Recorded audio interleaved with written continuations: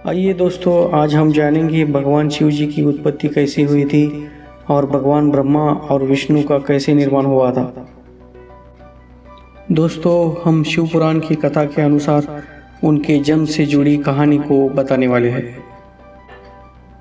शिव पुराण के अनुसार भगवान शिव आदि है, अनादि है। उनके कोई माता पिता नहीं है। एक कथा के अनुसार जब सृष्टि की उत्पत्ति भी नहीं हुई थी, तब भगवान विष्णु की उत्पत्ति हुई और उससे कई वर्षों के बाद भगवान विष्णु के नाभि से एक कमल का जन्म हुआ और उस कमल से भगवान ब्रह्मा की उत्पत्ति हुई।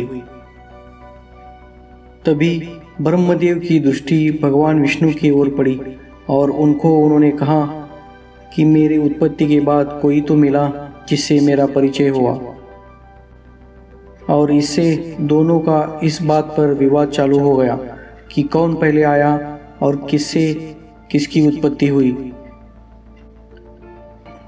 तभी भगवान शिव अग्नि के समान तेज स्तंभ के रूप में उनके समक्ष प्रकट हुए और उस स्तंभ से आवाज आई कि आप दोनों में सर्वश्रेष्ठ कौन है, इसका निर्णय मैं करूंगा।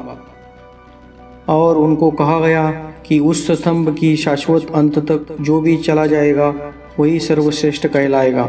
और इस तरह से वो दोनों खोज की ओर निकल पड़े, ब्रह्मदेव ऊपर की ओर और भगवान विष्णु नीचे की ओर। परंतु उन दोनों को उस स्तंभ का कोई शाश्वत अंत नहीं दिखाई दे रहा था। बहुत काल बीत जाने के बाद भगवान विष्णु को समझ आ गया कि इसका कोई अंत नहीं है, तथा ब्रह्मदेव को लगा कि वही श्रेष्ठ है और स्तंभ का अंत खोजते रहने की उनको कोई आवश्यकता नहीं है। तभी उनको केतकी का पुष्प नजर आया और उसको उन्होंने झूठ कहने को कहा कि उनको स्तंभ का अंत दिखाई दिया है। इसी तरह से दोनों भी वापस आए। भगवान विष्णु ने मान लिया कि इस स्तंभ का कोई अंत नहीं है और भगवान ब्रह्मदेव ने केतकी फूल का प्रमाण देते हुए झूठ कहा कि उनको स्तंभ का अंत मिल गया है। तभी उस स्तंभ से भगवान शिव प्रकट हुए और उन्होंने कहा कि ये असत्य है, ना ही स्तंभ का आरंभ है ना ही इसका अंत है। और इस तरह से भगवान शिव ने केतकी पुष्प को पूजा में वर्जित कर दिया और ब्रह्मदेव की पूजा के ऊपर भी प्रतिबंध लगा दिया और कहा कि आप दोनों की उत्पत्ति मुझसे ही हुई है। तब भगवान विष्णु और ब्रह्मदेव ने उनको प्रणाम किया और मान लिया कि भगवान शिव ही सबसे महान और शक्तिशाली है और इनसे बड़ी शक्ति इस दुनिया में कोई नहीं है।